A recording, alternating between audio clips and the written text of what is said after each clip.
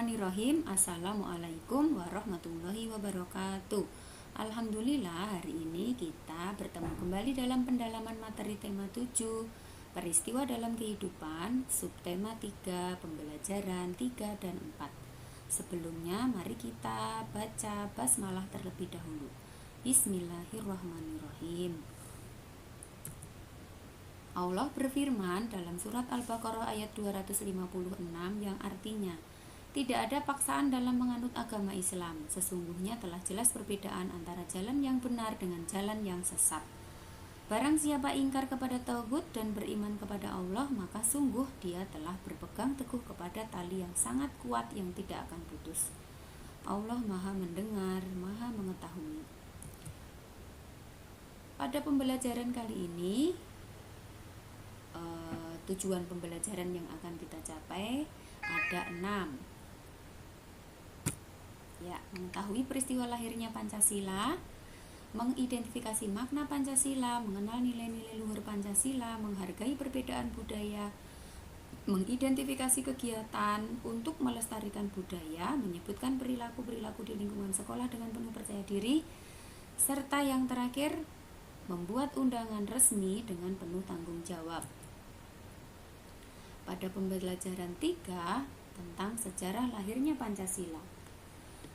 Mengisi kemerdekaan dapat dilakukan dengan mengamalkan nilai-nilai Pancasila dalam kehidupan sehari-hari. Mengamalkan nilai-nilai luhur yang terkandung dalam Pancasila merupakan cara positif dalam mengisi kemerdekaan. Nilai-nilai dalam Pancasila merupakan kristalisasi nilai-nilai luhur yang telah berkembang di masyarakat sejak zaman dahulu. Pancasila menjadi pandangan hidup dan pedoman dalam bersikap serta berperilaku bagi setiap warga negara Indonesia. Peristiwa lahirnya Pancasila. Pancasila berasal dari bahasa Sanskerta yaitu panca dan sila. Panca artinya 5 dan sila artinya dasar. Jadi Pancasila berarti 5 dasar atau 5 asas. Istilah Pancasila telah dikenal sejak zaman Majapahit, yaitu terdapat dalam kitab Negara Kertagama karangan Empu Prapanca dan kitab Sutasoma karangan Empu Tantular.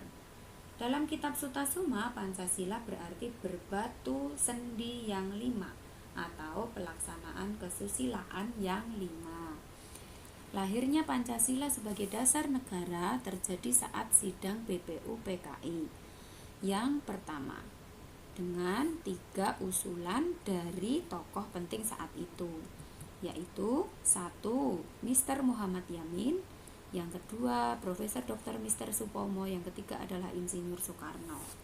Kemudian untuk memberikan nama pada kelima dasar tersebut diusulkan istilah Pancasila, sehingga tanggal 1 Juni 1945 dianggap sebagai hari lahirnya Pancasila.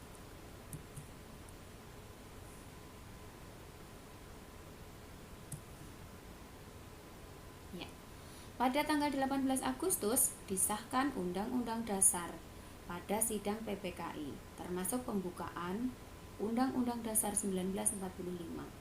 Di dalam pembukaan itu termuat isi rumusan prinsip dasar negara yang disebut Pancasila, tepatnya pada alinea keempat. Bunyinya ada 5.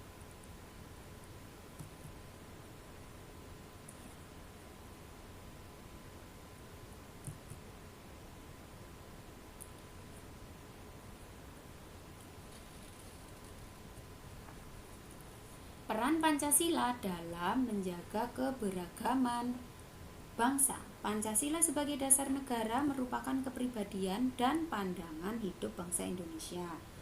Maka nilai-nilai luhur yang terkandung di dalamnya harus difahami dan diamalkan oleh setiap warga negara Indonesia. Apalagi saat ini iptek berkembang dengan pesat dan membawa banyak perubahan yang bisa mempengaruhi sikap dan perilaku seseorang. Dengan memahami dan mengamalkan nilai-nilai luhur Pancasila, kita akan memiliki dasar yang kuat sehingga akan bisa menentukan sikap dan perilaku dalam menghadapi perubahan yang terjadi. Sehingga kita tidak akan kehilangan kepribadian sebagai bangsa Indonesia. Masyarakat Indonesia yang terdiri dari berbagai suku bangsa yang hidup dalam lingkup budayanya masing-masing. Budaya yang beraneka ragam ini menunjukkan kekayaan budaya bangsa Indonesia. Dunia yang makin maju dan berkembang dengan ditandai oleh kemajuan iptek, ilmu pengetahuan dan teknologi, sehingga diperlukan sikap yang bijaksana dan mau serta bersedia membuka diri dan tetap waspada menerima perkembangan dunia. Hal tersebut berarti kita berani menerima pengaruh globalisasi dan perkembangan iptek tanpa harus kehilangan kepribadian sebagai bangsa Indonesia.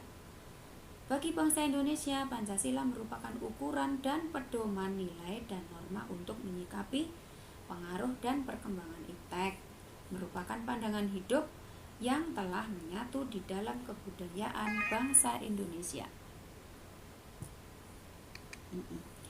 Nilai-nilai Pancasila sesungguhnya telah ada dalam kehidupan bangsa Indonesia yang beragam. Sebuah nilai yang menunjukkan adanya perilaku dan sikap kerukunan serta kerjasama dalam masyarakat yang beragam, yaitu hidup gotong royong. Dalam kehidupan masyarakat kita sering menghadapi masalah yang menyangkut kepentingan bersama. Kegiatan untuk membantu anggota masyarakat yang lain secara bersama-sama dan sukarela, itulah yang disebut gotong royong. Dilakukan atas kesadaran bahwa dalam hal tertentu permasalahan yang dihadapi salah satu anggota masyarakat akan dapat dibantu dengan sukarela dan bersama-sama. Kegiatan inilah yang menunjukkan nilai-nilai Pancasila yang dilaksanakan secara sadar oleh masyarakat Indonesia untuk kepentingan bersama.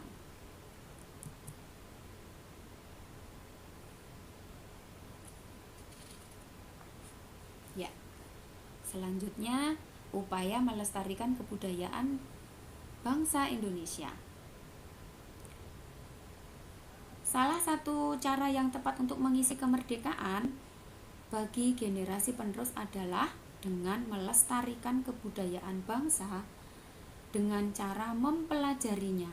Kebudayaan bangsa merupakan warisan leluhur yang mengandung nilai-nilai luhur cerminan dari kehidupan manusia dan masyarakat.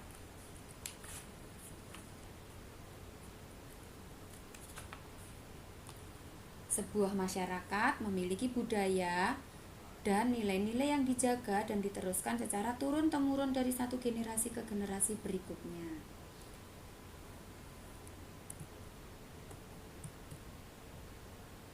Ya.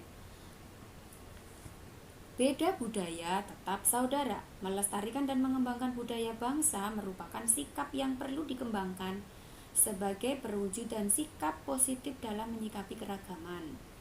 Juga merupakan sikap dan kegiatan positif untuk mengisi kemerdekaan.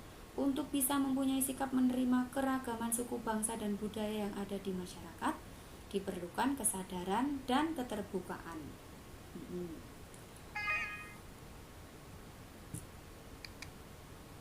Sikap yang dapat kita lakukan untuk menghormati dan menghargai budaya daerah lain sebagai berikut. Misalnya, 1. Tidak membangga-banggakan budaya sendiri, tidak menjelek-jelekkan budaya daerah lain, mau menikmati pertunjukan budaya daerah lain. Yang keempat adalah mau mempelajari budaya daerah lain. Cara lain untuk melestarikannya adalah dengan memperkenalkan kepada masyarakat dengan cara mengadakan pertunjukan kesenian. Pertunjukan kesenian selain memperkenalkan kepada masyarakat umum, juga dapat membina rasa cinta budaya bagi anak-anak yang mementaskannya. Ya. Pada saat merencanakan sebuah acara seperti pentas seni, biasanya kamu juga membuat daftar pihak-pihak yang perlu diundang untuk menghadirinya, sehingga nanti pada pembelajaran 4 kita akan belajar tentang unsur-unsur dalam surat resmi. Tapi sebelumnya tugasnya ya, kalian menjawab tugas 4 nomor. Nanti jawabannya dikirim ke ustadzah kelas masing-masing. Ya. Unsur-unsur surat resmi apa saja? Yaitu 1. Adanya kop surat berisi identitas instansi pengirim surat beserta alamat lengkapnya, letaknya paling atas. Ada tanggal surat, ada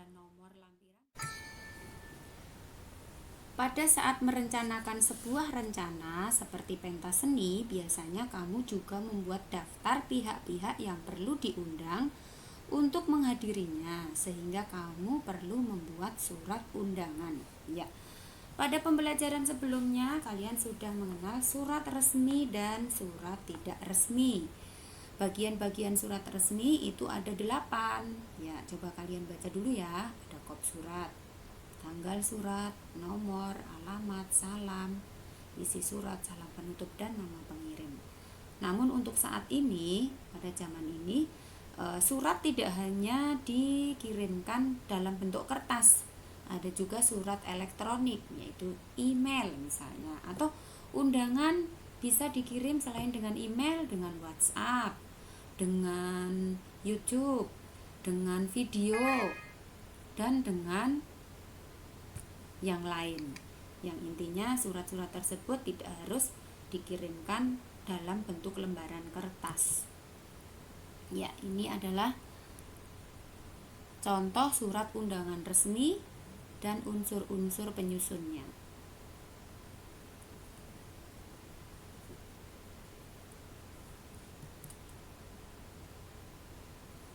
Ya.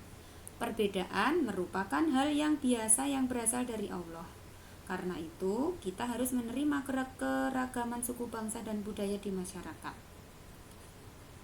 Allah menjadikan kita di dunia berbangsa-bangsa, bersuku-suku, biar kita saling mengenal, menerima perbedaan teman, menerima perbedaan pendapat teman saat diskusi, tidak mengucilkan teman yang memiliki kebiasaan atau sifat tertentu, menjenguk teman yang sedang sakit, meminjamkan peralatan sekolah kepada teman, melerai dan saling mengingatkan saat ada teman yang berselisih pendapat.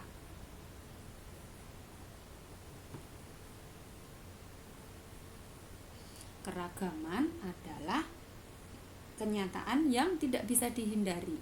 Nah, sekarang kita harus berjiwa besar ketika menerima perbedaan antara teman yang satu dengan teman yang lain.